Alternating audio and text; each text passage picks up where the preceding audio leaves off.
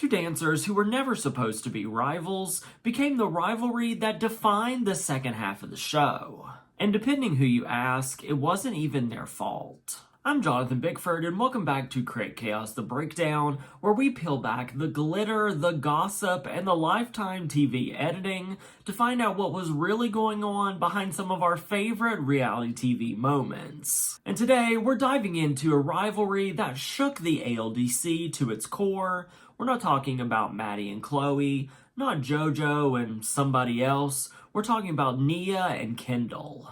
A rivalry that the show didn't just highlight, it manufactured, escalated, and weaponized. Because what started out as two dancers trying to get Abby's attention turned into a storyline that changed the dynamics of the team and the tone of the show. Nia and Kendall didn't enter the ALDC on equal footing, and that's where the rivalry began. Nia and Kendall didn't enter the ALDC on equal footing, and that imbalance is where the drama begins. Nia was an original cast member which joined the show on day one and earned every bit of praise she got from Abby the hard way. Years of being overlooked, years of being labeled the underdog, and years of Abby's critiques that were not only unfair, but racially motivated. Then Kendall joined the team. She was talented, driven, and paired with a mom that would do anything to see her daughter succeed. And here's the real kicker. Abby immediately framed Kendall as Nia's replacement. Not because the girls were really rivals, but because production needed a storyline. And that subtle push, the which girl deserves more attention energy, created tension that neither girl asked for, but both were forced to navigate. Things really changed when Abby decided she was going to do a Rosa Parks tribute dance, and of course had Nia in mind to play Rosa Parks. Well, Kendall's mom, Jill, thought that maybe Kendall would play Rosa Parks instead of Nia if Abby decided she wasn't the right choice. Jill insisted that the role was just another opportunity for Kendall and even defends that decision today. I don't have as much a problem with that as everybody else does. I was told, look, the part of Rosa Parks is up in the air. I mean, I know that everyone finds it so problematic. I'm going to tell you, as someone who was in that environment, I get why you asked for it, because they were like, if it's up for grabs, somebody has to do it. You might as well fight for it, because that's what we were told. Right. So you're like, okay. And no one ever wanted to be pigeonholed or stereotyped or anything. So I'm like, okay. So I guess it made sense for the little black girl not to be Rosa Parks. It didn't make sense. Well, I know, but that's what we were trying to get. Like, it could be anybody. Okay, but let's continue. No. And of course it should have been Nia. Wait. And for a lot of fans, that's when their rivalry started and became a conversation about bias, privilege, and representation. Then season 5 happened, and their rivalry went from a background story to the main plot. Welcome to the music video era. Kendall did her music video for Wear 'Em Out, which was fully supported by Abby. It had choreography, styling, promotion, a catchy chorus, and Kendall's awesome solo during the bridge of the song. Nia got Star in Your Own Life, a flashy music video, and high-profile talent like Aubrey O'Day and Mikey Minden behind her. Lifetime obviously loved this contrast. They loved Nia versus Kendall, Holly versus Jill, Abby versus the world. One girl was being supported heavily by Abby and the other being dismissed by her. Nia represented resilience without Abby's support, and Kendall resembled a new it girl trying to take her throne. Fans took sides, arguments broke out online, and their rivalry became a canon event in Dance Mom's history.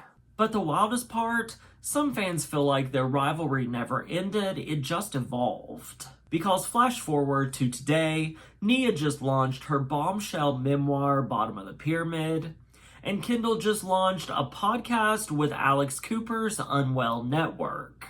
These were two major products, two former ALDC dancers, and two very different ways of telling their stories. Oh, and the timing? Fans had lots of thoughts about it. Comments everywhere were stating, "Why can't Kendall let Nia have her moment?" Kendall dropped her podcast to try to compete with Nia's book. Their rivalry lives on. The universe said rerun the storyline. Reddit threads, fan edits, theories for days. But here's the reality. Their goals aren't the same, and they're not in competition. The only thing that's tying the book and the podcast together is this rivalry lens that the fans have always seen them through. What we're seeing right now isn't a long-lasting beef.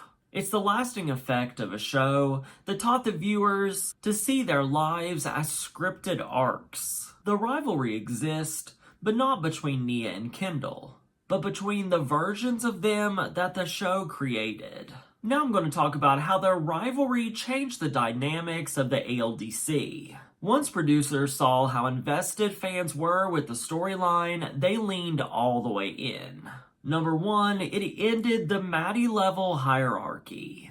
For the first time, the show wasn't about one girl's dominance, it was about a pair. Number two, it exposed Abby's vast contradictions. One week she'd be hyping up Kendall, the next week she would be talking about how Nia was improving and Kendall was wasting the opportunities that were given to her. This created emotional whiplash for the cast as well as the fans. Number three, it intensified the mom's drama. Holly and Jill's dynamic became one of the most iconic feuds on the show, fueled almost entirely by how their daughters were treated. Number four, it showed cracks in the system. The rivalry highlighted how much the girls' feelings were disregarded in service of the storyline. This wasn't just drama, it was a point when viewers were like, this actually feels really produced. And here's the plot twist that nobody really expected. Nia and Kendall, they don't hate each other, and they never did. In interviews and live streams, they've made it clear that they weren't actually fighting behind the scenes. They didn't even see each other as competition. And the rivalry was bigger around them than between them. They were two young girls that were thrown in a situation that needed conflict to survive. And their rivalry became one of the most impactful storylines that the show ever created. But it wasn't even theirs, it belonged to the cameras. The rivalry between Nia and Kendall changed the show forever. Not because of who they were, but because of what the show needed them to be. Yet here they are today. Two successful women with their own careers, their own voice, and their own lane. The rivalry shaped the show, but it didn't shape them. And honestly, that's the most powerful part of this story. I'm Jonathan Bickford, and thank you so much for watching CreateChaos The Breakdown. If you enjoyed this episode, give it a thumbs up, leave me a comment, and hit that subscribe button for more.